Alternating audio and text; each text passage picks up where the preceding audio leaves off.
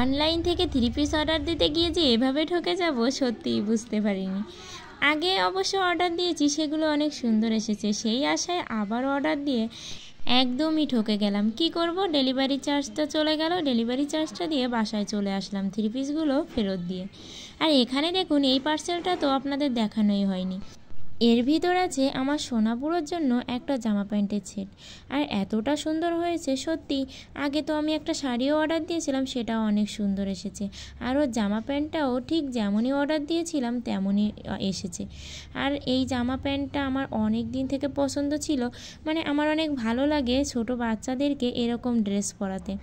আর অনেক স্বপ্ন ছিল যে এরকম একটা ড্রেস আমার ছেলেকেও পরাবো, তাই অনলাইন থেকে দেখেই তাড়াতাড়ি করে অর্ডার দিয়ে বাসায় নিয়ে চলে আসলাম। কিন্তু দেখুন, এটা কিন্তু সত্যিই অনেক সুন্দর হয়েছে।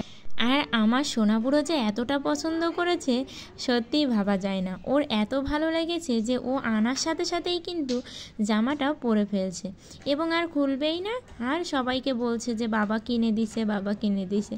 আর দেখুন সোনাপুরোকে কতটা কিউট লাগছে। আর এসব পোজগুলো কিন্তু ওকে শেখানো লাগে না, ও কিন্তু নিজে থেকে এরকম ছবি ওঠানোর সময় পোজ দেয়।